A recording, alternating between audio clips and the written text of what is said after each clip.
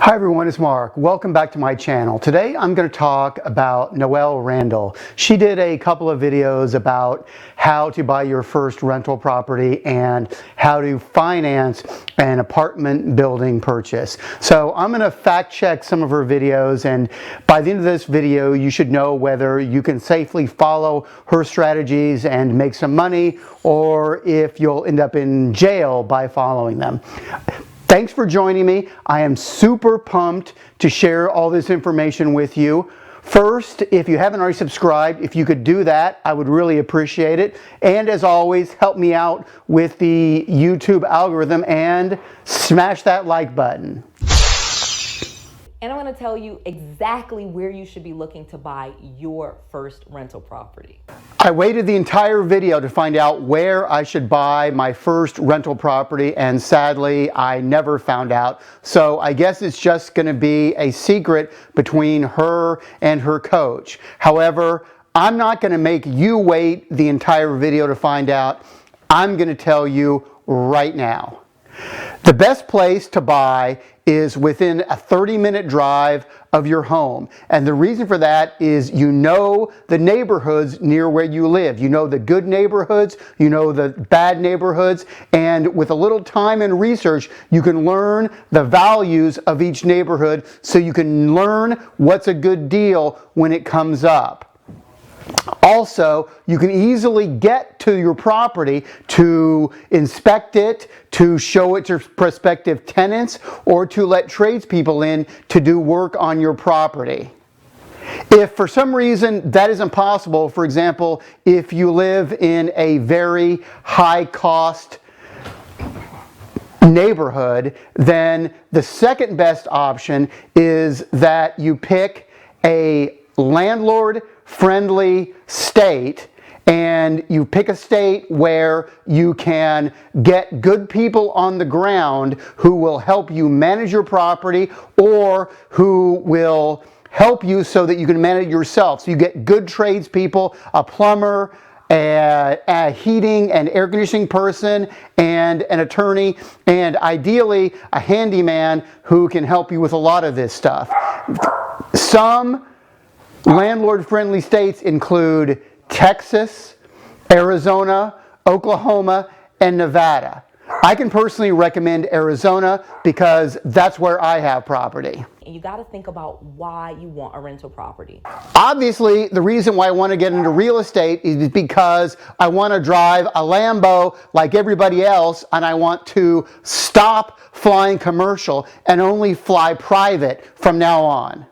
Okay, just kidding. In all seriously, that question is some new age nonsense. I've never been a believer in this logic that you have to have a great why. And if you have a great enough why, then nothing else matters. To me, it's the how that matters. How do I find a great deal? How do I find and fund real estate investment properties? If you know the how, then nothing else matters. So then one of the things that I was able to do throughout my time was sell those properties with the tenants in it, and I was able to pick up on some really big paydays. I'm talking $40,000, $50,000, $100,000 at a time, just by, having someone pay the mortgage for a couple of years and then selling the property and walking away with a bigger check than I had came in with. If she sold her property after only 2 years of tenants paying down the mortgage, then she didn't make $50,000, or she got bailed out by appreciation. Because if you have a 30-year loan or even a 15-year loan, but especially a 30-year loan, the first 2 years are almost all interest. You're getting very little mortgage paydown. That happens much, much later in the loan. So she probably only had about $2,500 maybe in mortgage paydown, depending on what the purchase price was. So all of her $50,000 came from appreciation, which you cannot count on. Appreciation is gravy, but if you're counting on that to make money in rental real estate, then you're very likely to be disappointed, as she was in 2008 when she lost all of her properties, because properties do not always go up. When you go to sell your properties, which I totally recommend that you do. To me, this is bad advice. Real estate is a long-term game. You lock in your fixed costs at a low mortgage rate, so your principal and interest don't go up over 30 years. Then the only expenses that increase are taxes and insurance, and they only go up a little bit. When you sell a property, you give all that up. You get rid of your low fixed rate loan. Why would you do that? Also, you have to pay taxes when you sell the property. If you really want to get money out, and if you've got a lot of equity in your property, then just refinance it. Do a cash out refinance and get your money out that way. That way you keep the property so you can continue to raise the rents, and you don't pay taxes on the money that you take out. It's a loan, so you don't pay any taxes at all. Additionally, since you're not selling it, you don't pay taxes that way either. So you continue to save taxes because you're also paying more interest. Even though it may be a low rate, you've increased the mortgage balance. So you save on taxes, you keep an asset that's appreciating and that's giving you good cash flow. So why would you ever sell it? You don't want to mortgage all of the value and the equity away on the property. This is good advice, especially since no lender is going to let you take 100% of your cash out of the property. The most they're going to give you on a cash out refinance is 75%, maybe 80%. Why would they do that? Because if you take out 100%, then you've got no money in the deal. Why wouldn't you just walk away? You might. And so there's a big risk from them. You need to figure out what's the best amount of leverage for you. You really don't want to over leverage, because then, like Noelle in 2008, you might just lose everything. There's nothing wrong with keeping some equity in a property if you've got a low interest mortgage and it's cash flowing great. Just take the cash flow and be happy. Buy, rehab, rent, refinance, repeat. So essentially what you do, you buy the property, it needs repairs, you rehab it, you fix it up, you rent it, put a tenant in it, then you refinance that mortgage, okay? Because now that you have a tenant in there and they're paying the mortgage, that is income, and the lenders, the banks, they will give you credit for the rent that that person is paying, okay? That future revenue that you're going to get. This is basically good advice. Buying a property that needs renovation is a great way to make money.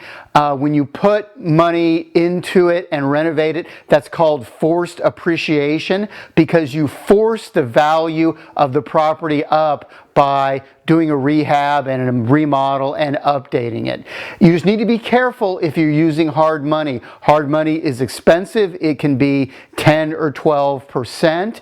And additionally, you have to be even more careful about the repairs you're doing. A lot of hard money lenders will want to know upfront exactly what repairs you're going to do and exactly how much they're going to cost. And if you make a mistake, you could be on the hook for the difference. For example, let's say you're going to do flooring. You say it's going to cost $4,000. If it ends up costing you $6,000, the hard money lender is only going to reimburse you for $4,000, because they can reimburse you after the fact, after the repairs are done. Additionally, if you change your mind and, for example, you were going to put in linoleum, but then instead you put in carpet, they may pay nothing for that. Finally, there's also an issue with putting a tenant in on hard money loan. Hard money loan lenders don't want you to do that. They want to give you the money, have you do the fix-up work, and you give them their money back plus the interest. That's it. A lot of hard money lenders actually have a clause in the loan that says you cannot put a tenant in there. So you have to put the tenant in after you pay off the hard money loan. Yes, lenders will give you credit for the rent that the tenant pays, but not 100%. Only 75% of the rent is credited to you as income as far as the lender goes. That means when you look at your mortgage payment and your property taxes and your insurance, according to the lender, you're still losing money every month on this property. unless you're getting a really, really smoking deal. For your typical deal, even a good deal, you're losing money because they only give you credit for 75% of the rent. So when we're talking about how to find these properties, you have to find people with property problems. It's the best way to do it. As I mentioned, with the BRRRR strategy, again, just one of the strategies that you can use to start getting properties with no money is finding people that are in a financial distressful situation, or the property is in distress and it needs some repairs. A property that needs repairs, a seller that has financial problems. These are called motivated sellers or don't wanters. This has been the holy grail of investors forever. Yes, if you can find someone who will just deed their property over to you, you can get a great deal. This has been around ever since as far back as Carlton Sheets' infomercials or Bob Allen's famous book, Nothing Down. He called them alligators because properties that have negative cash flow are like alligators who eat investors and turn them into don't wanters. Yes, everybody wants to find them, and there are smoking deals out there if you do, but how do you find them? Telling me to go find them doesn't help at all. There wasn't one single strategy that tells me how to go find these people that have property problems or financial problems. Well, I'm going to give you two. They do work, but they do take work, and like many things in real estate, they don't work 100% of the time. The first one is direct mail. It's sending postcards or letters to owners who live out of state from the property. They very possibly could be tired landlords. You don't know, but it doesn't hurt to send them letters. I prefer that you hand write the envelopes. They're more likely to be opened. I've gotten 2 properties that way. Just say you want to buy their property, you'll pay cash, and you'll buy it as is. And if they have tenants in them or tenant problems, that doesn't matter, and then send it. The way you can get a list of these owners is from the title company where the property is. Just tell them that you're looking for owners where the tax bill statement goes to an address that is in a different state than the property. The title company will help you out. The second one is often called driving for dollars. And what that means is you drive around neighborhoods that are near you and you look for properties that are in disrepair, properties that need paint, the roof is sagging, the weeds are overgrown, the yard isn't taken care of, something that just looks like either somebody hasn't lived there in a while or it has no pride of ownership. Then you can go down to your courthouse and you have the address, ask them where the tax bill goes, and just send a letter to that address saying you want to buy the property. Maybe it will work, maybe it won't. And another way to refine this is that when you're driving around town, maybe if you're going to the store or you're commuting to work, each day take a little different route so you go through slightly different neighborhoods. That will expand the reach of places where you can look for these homes. And then you send out letters and hopefully it works for you. But that's 2 ways at least you can get started. When we find these people with property problems, the bonus to this is many of them can sell you the property subject to, meaning the mortgage that they have will stay in place. Okay, buying subject to, this is what's going on there. For a long time, lenders would make loans that were freely assumable. That means if you wanted to buy a house from someone and they had an assumable loan, you would just go to the lender and say, hey, I'm going to take over this loan. And the lender would say, okay, great, no problem, sign this paper, and you're now the owner, and we'll send the bill to you, and the mortgage will be in your name. So what Noelle is saying you do is that you just start making the payments and the previous owner is still on the hook with the lender for the loan. You're just making the payments for them. Well, be very careful with that, because one thing that the lenders do now that they're not assumable is they put what's called a due on sale clause in their loan. So what that means is that if the property is sold and it's not assumed because it can't be, then the lender can call that loan in full anytime. So if you've got a $100,000 loan you're making payments on and you're making $4 or $5 a month, well, the next month, if the lender finds out and calls the loan, you might owe them $100,000 right away. But the problem is that it's not just that you owe them, it's that the previous owner owes them. So if they happen to foreclose, they won't be foreclosing on you, they'll be foreclosing on the previous owner. And that won't make the previous owner very happy. The previous owner may just sue you because they changed their mind about just giving you the house. So there is no such thing as a due on sale jail. It's not illegal, but you may face civil legal problems. You may face money problems and get sued by the previous owner. So be very careful when you're doing subject to. Know that the loan can be called at any time by the lender, and most of the times they won't know because of you paying the mortgage. They won't care about that, but there will be insurance issues. The lender insists that the insurance be paid, but you can't just take over the previous insurance. That may be the problem when you put a second insurance policy on the same property. In fact, I have one here, New Res. You can go to truecrowd.com.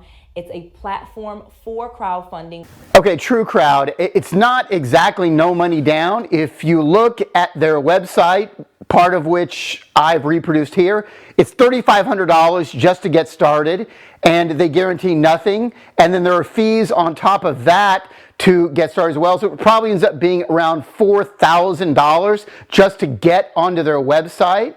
And then any money you get, they take 12% of.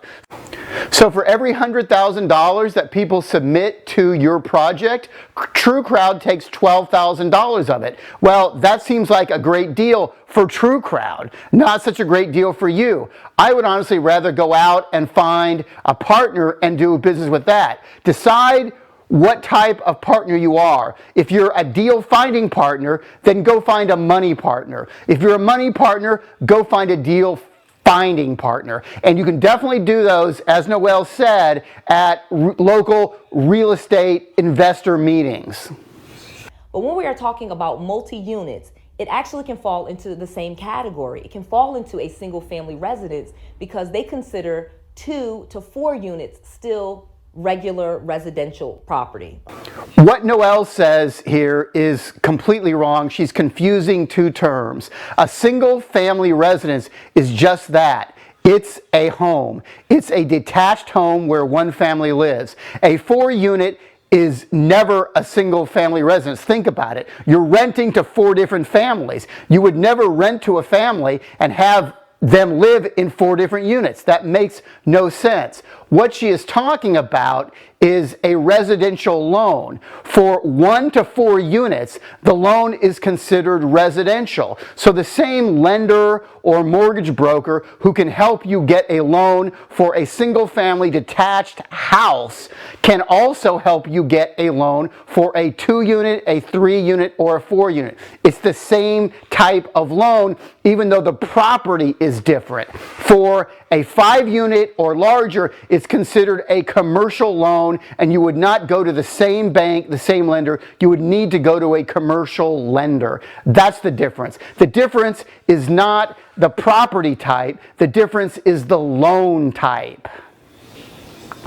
Each home had to be managed individually. And so that became a really big expense, okay? You needed a property manager for all of the different properties. You had utility bills at all the properties, you know, sometimes taxes, insurance, all of these different things. Noelle is making this much more complicated than it needs to be. You absolutely do not need a different property manager for the same property if they're in the same state, or especially if they're in the same city. You can get one property manager to manage as many single-family homes as you have in the same city. They're licensed by the state so they can manage properties across the state if you want. It would be crazy to get a different property manager for each house. Additionally, you can really manage it yourself if it's a house if you want. They're easy to get rented, or you can find a realtor who will find you a tenant and put somebody in there, and then just get great tradespeople. Get a fantastic plumber, a handyman,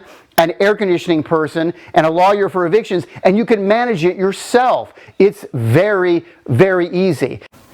I do not pay utilities on any of my houses. I don't advertise my houses like an apartment with all bills paid. It doesn't work that way.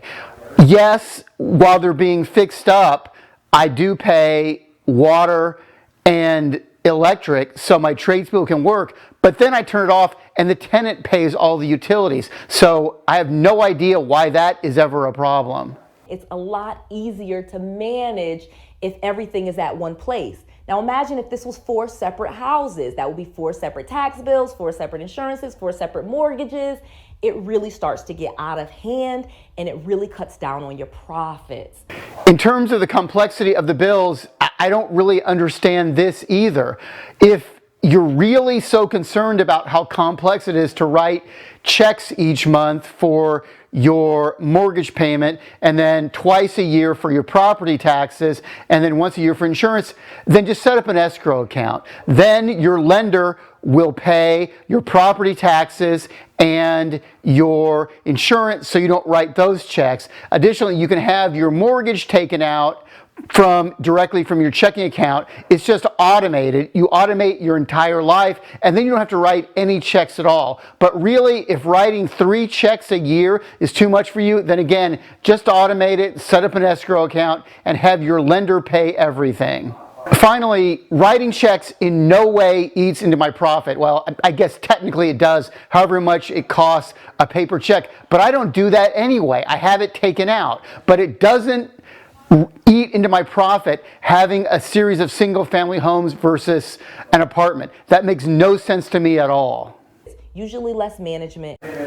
Finally, the last misconception about single-family homes is that apartments are less management than single-family homes. That's absolutely crazy. Single-family homes are very easy to manage yourself, and the reason is that people think of single-family homes more as a home, not just a place they're living. No one walks into a one-bedroom apartment and says, "Wow, this is home. I love it here.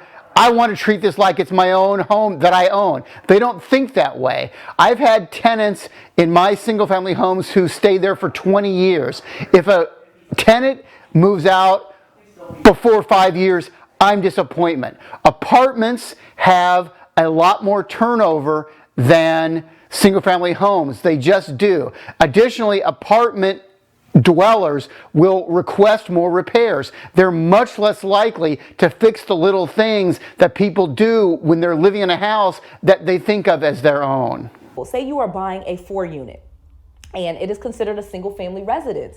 And there's tons of loans out there, Fannie Mae, Freddie Mac, FHA, where they will finance almost 97%, okay? The loan is almost 97% and you just put down 3 or 3.5%. So you can literally get that money from one of your investors, the down payment, and then you give them a portion of your business and you share the rental income with them from those other units, and you're the one that's going to manage the property, you're the one that's going to do the work, and in many cases you may even put the loan in your name, but they provided the down payment.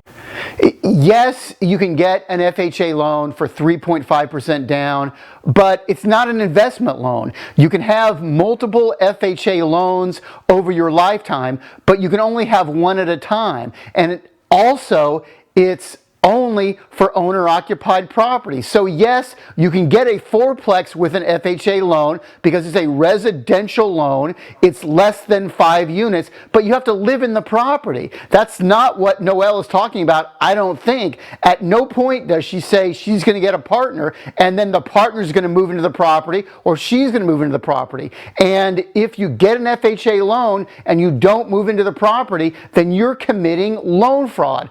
Don't do it. You'll go to prison. It's a bad idea. FHA loans are only for you to live in the property. Well, that's what I think about Noelle Randall. Obviously, I've got a few problems with the information and misinformation that she's giving out and the information that she's just leaving out that she's not addressing. If you've made it this far in the video, I would appreciate it if you would go ahead and engage with me. Leave a comment down below. This is Mark, and I'll see you next time. Thanks.